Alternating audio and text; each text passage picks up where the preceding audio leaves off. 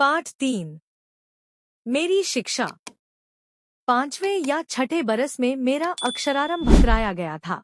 उस समय की प्रचलित प्रथा के अनुसार अक्षरारंभ मौलवी साहब ने बिस्मिल्लाह के साथ कराया था। जिस दिन अक्षरारंभ हुआ, मौलवी साहब आए, मिठाई बांटी गई। हम 3 विद्यार्थी उनके सुपुर्द किए गए, एक मैं और दूसरे 2 अपने कुटुंब के ही चचेरे भाई। यमुना प्रसाद जी सबसे बड़े थे। वे हमारे लीडर थे। वे तमाम खेल और लड़कपन की शैतानी में आगे रहा करते थे।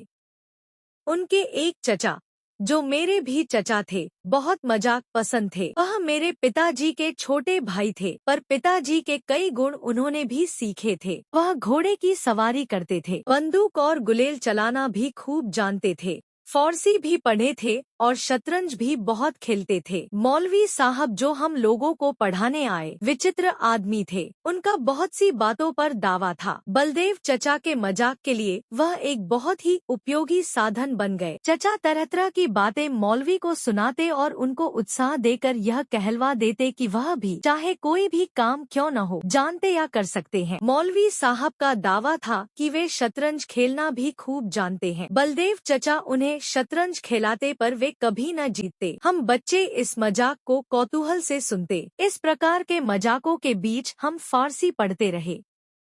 कुछ महीने बाद मौलवी साहब चले गए। दूसरे मौलवी साहब बुलाए गए। वे बहुत गंभीर थे और अच्छा पढ़ाते भी थे। हफ्ते में 5.5 दिन फारसी पढ़ाते थे। बृहस्पतिवार की दोपहर के बाद और शुक्रवार की दोपहर तक फारसी से छुट्टी रहती थी। तब गिनती सिखाते थे। खेलने कूदने के लिए भी समय दिया जाता था।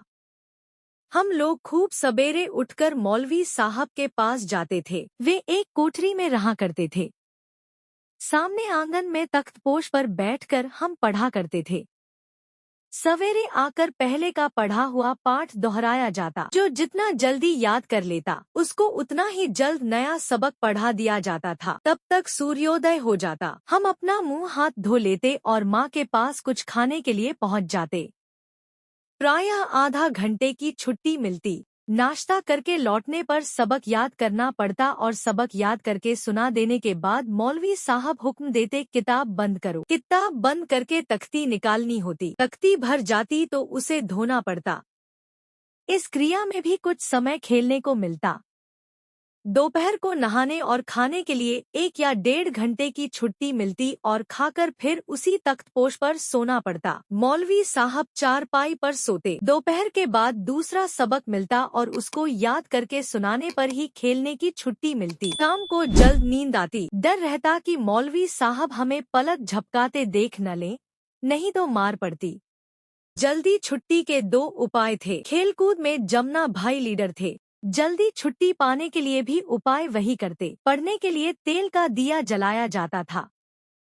जमुना भाई रेत की छोटी पोटली बना लेते और छिपाकर उसे दिए में रख देते। वह शीघ्र ही तेल सोख लेती और दिया जल्द बुझने पर आ जाता। मौलवी साहब दाई पर गुस्सा होते कि तेल कम क्यों डाला, और वे मजबूर होकर किताब बंद करने का हुक्म दे देते। और जो कुछ फारसी का ज्ञान हुआ, उन्हीं मौलवी साहब ने दिया। हम सब भी उनको प्यार करने लगे थे। जब घर छोड़कर छपरा अंग्रेजी पढ़ने के लिए जाना पड़ा तो मौलवी साहब को और हम लोगों को भी बहुत